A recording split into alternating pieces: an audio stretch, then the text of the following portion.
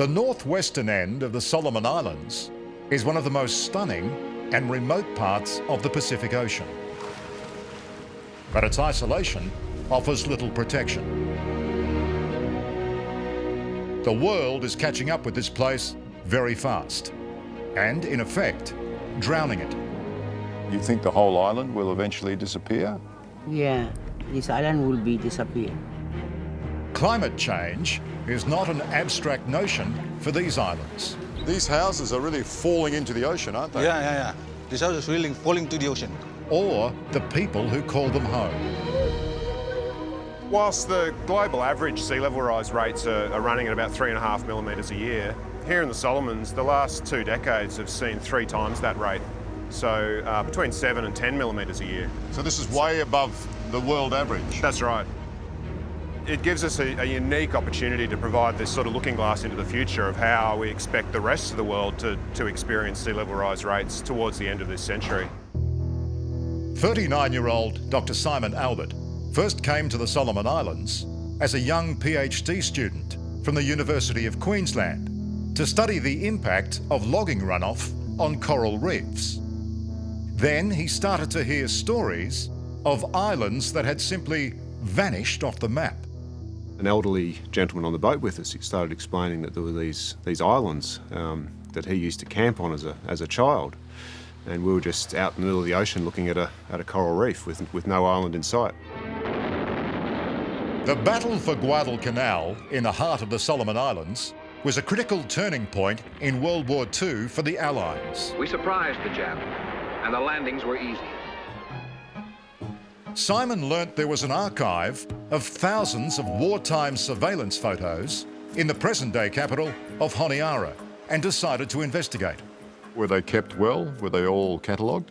No, archive is a very generous term. I mean, we're talking about a room which is fundamentally a dumping ground of old, mouldy, rat-eaten photographs in no particular order. So it's an enormous job to start sifting through those systematically and trying to put those trends together.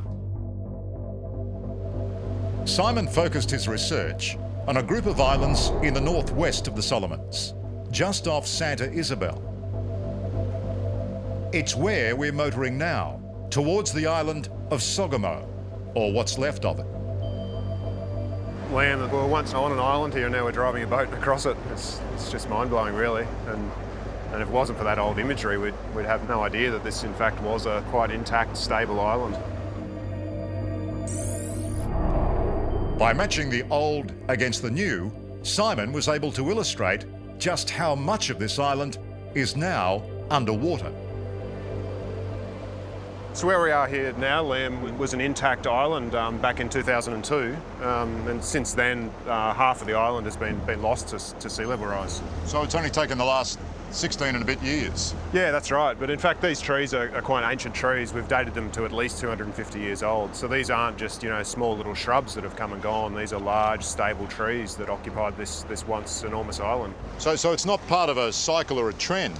No, this is a very distinct shift in what was a reasonably stable baseline to a really sudden, over the last 20 years, a sudden loss of the island. The size of this tree. Yeah. Sogomo Island has lost over 110,000 square metres in just 2 decades. It's not your average sort of palm tree falling into the ocean. That's right, and it's these ancient massive trees that provide that foundation, that strength to really hold on to the islands and stabilise the islands. So once these go, it really makes the island a lot more vulnerable to loss.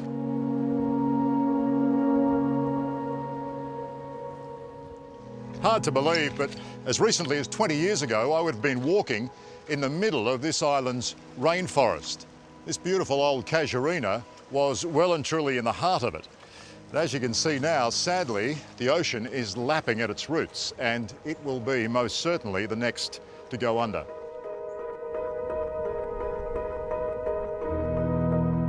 It's the same story at the nearby Heta Heta Island. Where we're walking now, this was island. In fact, we had our lunch here about 18 months ago, the shade of these trees that you can see around you. So it's quite dramatic. 18 months ago? Yeah, it's lost about half its size in the last couple of decades. The high tide broke through the island about here, and once that tidal motion could move through, it just slowly worked its way from both sides and took out the rest of the island. Wow.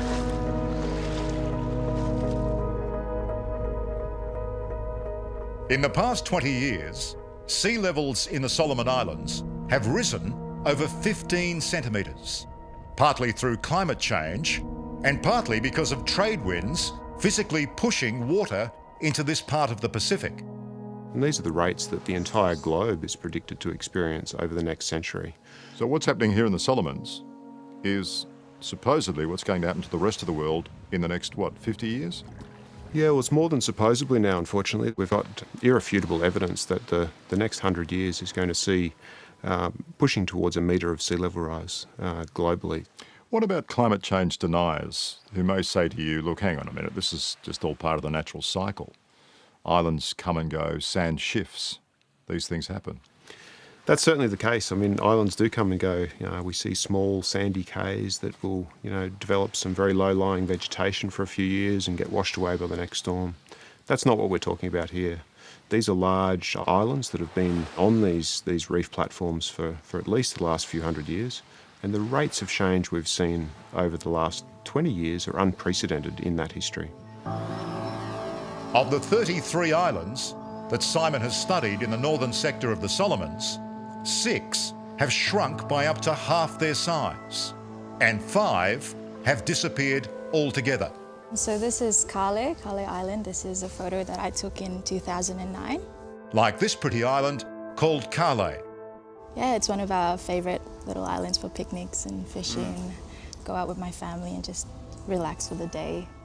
Gladys Habu has just graduated from Monash University with a pharmacy degree, but she grew up in this village called Kia. Kale Island was her family's playground a short boat ride away.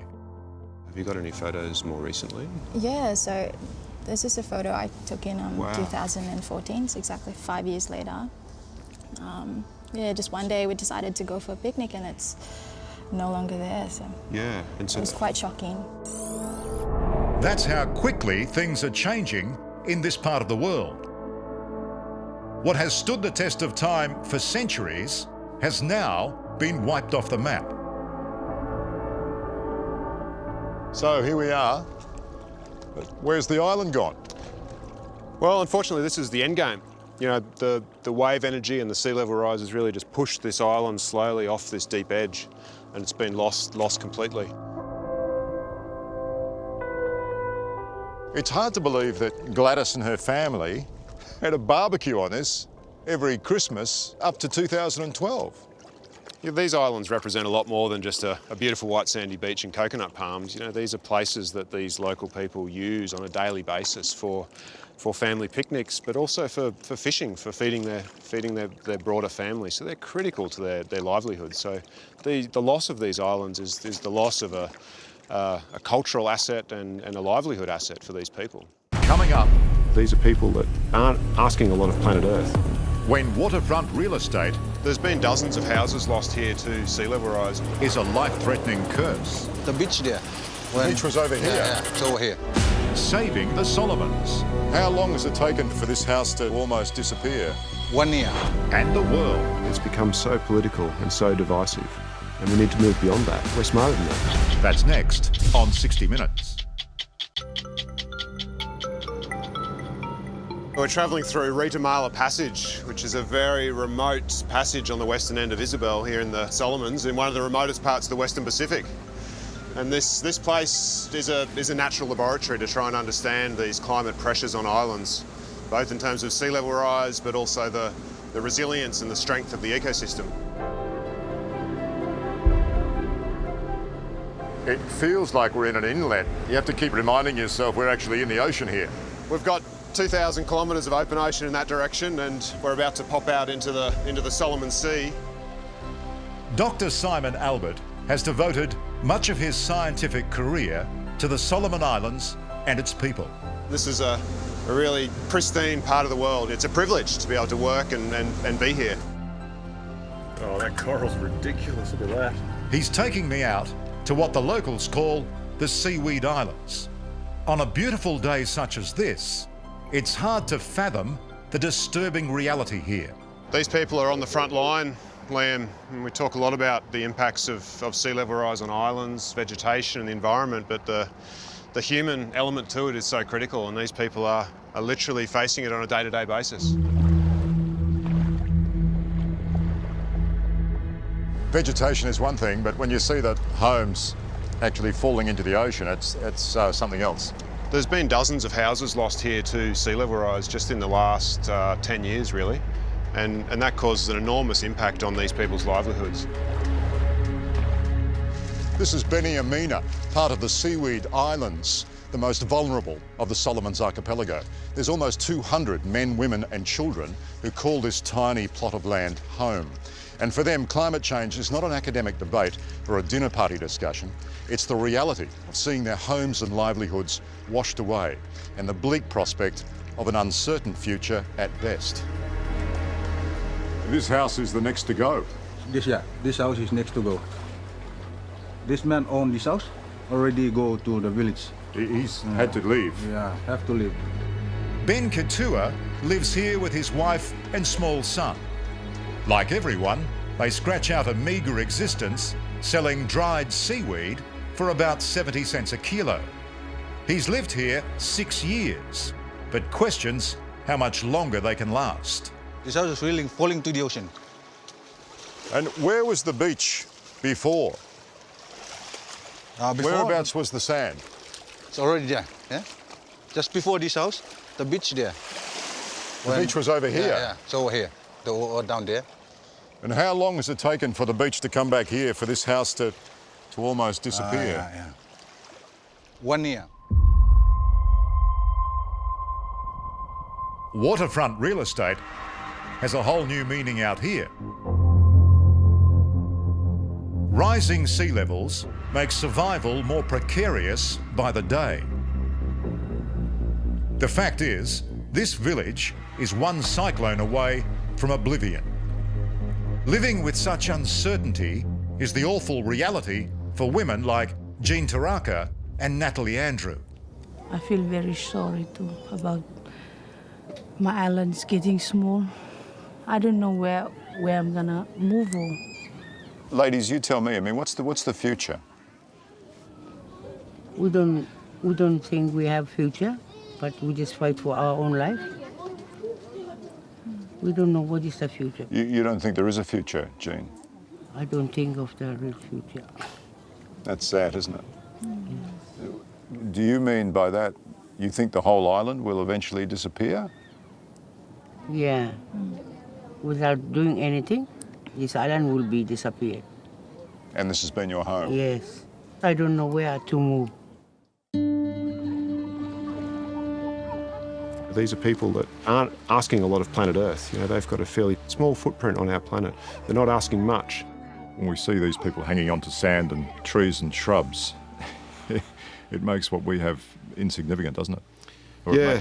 It makes our problems insignificant. I'm constantly in awe of these people, that they're not jumping up and down and whinging and being victims. They're strong, proud people that have lived here for thousands of years. Of course, it's not just people and islands at risk from rising sea levels. It's also the wildlife. Ironically, the future of a marine creature, such as the hawksbill turtle, is in jeopardy too, because the beaches they nest in are being washed away. We talked to the elders here, and they estimate the beaches were up to 100 metres wide through the 60s, 70s and into the 80s. 100 metres? And that's what led to this area being such a critical, you know, it's one of the major hawksbill rookeries in the Western Pacific because of those wide beaches. Simon, this is hardly 100 metres. That's right. We've seen this quite dramatic recession down to the beach size of, you know, more in the order of 10 to 15 metres now. So obviously the real estate, the habitat available for these turtles has decreased dramatically. The nearby Arnavan Island Group is the first, and indeed only, national park in the Solomon Islands. Okay, so Kasim here, Francis. Simon Albert has been working here documenting the beach loss with park rangers, like Francis Rutanas. This is not 22, yeah? Before it was a sanctuary, his people used to hunt the turtles here. Now, he's their #1 protector. And it's important for the rest of the world too, isn't it? For preserving species like the turtle. Yeah, I really want the world to know that the turtle is very important for us to look after it. Yeah, so your success is our success. Yeah, and as we all know that Hanau is one of the nesting ground for oxbill turtle, so it's a sad thing for the Hanau nesting beach gone. Of the 33 islands Simon has studied, a third have either partially sunk or disappeared altogether.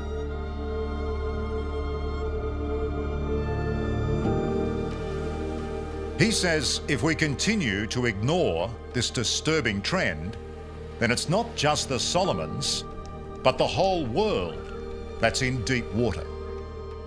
We need to start to take these climate pressures seriously. It's become so political and so divisive, and we need to move beyond that. You know, we're smarter than that. You know, as Australians, as global citizens, we've got a great proud history of you know, taking leadership in these issues, and for a range of reasons, climate change has really led us into a vicious cycle of blame and trying to pass the buck. Well, when you're here in the Solomons on an island that's disappearing, you can't pass the buck very well, can you? Yeah, these people, they've got no one to pass it to.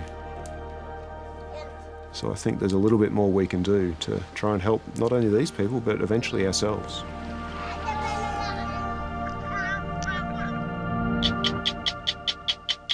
Hello, I'm Liam Bartlett. Thanks for watching. To keep up with the latest from 60 Minutes Australia, make sure you subscribe to our channel. You can also download the 9Now app for full episodes and other exclusive 60 Minutes content.